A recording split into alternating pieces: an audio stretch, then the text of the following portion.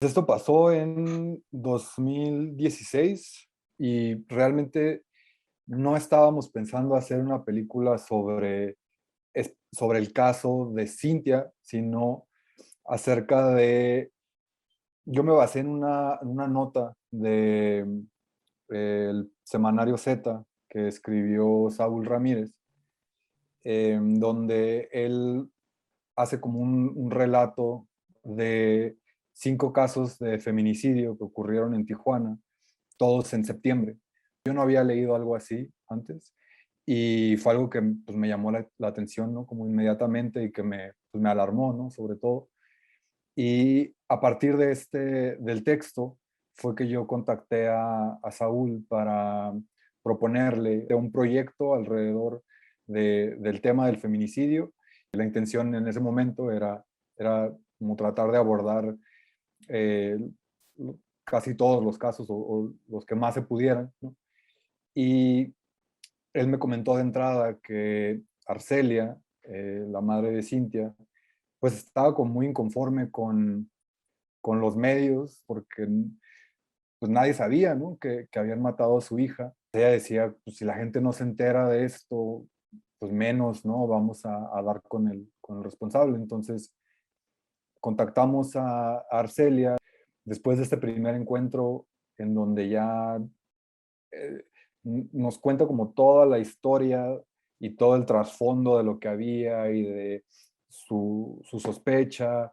Este, es cuando, bueno, después de escuchar todo esto, yo le propongo, ¿no? Como enfocarnos solamente en este caso y ya ni siquiera intentar abordar todo, porque pues era demasiado. O sea, imagínate, cinco casos distintos en donde hay toda una historia detrás. Pues me parecía injusto como resumirlos para que embonaran, ¿no? En una película, digamos, que ahí ya se empezaba como a imaginar que podría ser una película, no un cortometraje necesariamente. Entonces, pues sí, a partir de que se le propone a Arcelia y ya después ella se lo propone a Berta, es que aceptan participar y contar sus historias, ¿no? Y todo lo que habían vivido. Eh, y pues fue así. Quería que la voz nos llevara por la narración, quería cortarlo lo menos posible, o sea, no quería interrumpir las cosas que decían. Y digo, me sorprendió mucho lo vivo que son los recuerdos, ¿no? Y lo dolorosos que son.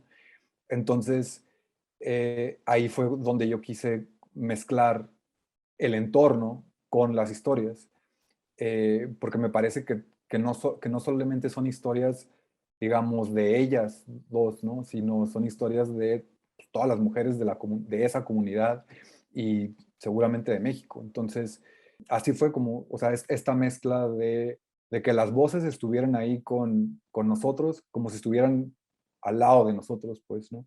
Contándonos lo que había pasado y nosotros imaginando los lugares y, no sé, como las sensaciones que uno tiene al ver o escuchar, ¿no? Pero la selección de las imágenes, la selección de los temas, digamos, siempre tuvieron que ver con lo que sentíamos y sobre todo con las cosas que no se dicen, pues, ¿no? Pero que se sienten y que al estar ahí con ellas escuchando, te das cuenta. O sea, no solamente cambia como la inflexión de la voz, pero cambia la mirada, cambia como la posición donde tienen sus manos. Entonces, quise explorar esos lugares, ¿no? O sea, no eran míos, pues. Entonces, pues eso, como intriga, curiosidad y empatía, porque no podía no sentirme mal. O sea, yo creo que hasta los últimos días de rodaje fue cuando pudimos en algún momento sonreír, o sea, entre nosotros, pues, ¿no? Porque o sea, era un rodaje pues demasiado deprimente. Entonces, yo creo que así. Esa fue una frase que Berta mencionó en una de las entrevistas, refiriéndose a Villa del Campo, cuando estaba haciendo una descripción de Villa del Campo. donde decía que las mamás no deberían dejar a sus hijas solas, ¿no? Y que muchas eran unas niñas, pues, ¿no?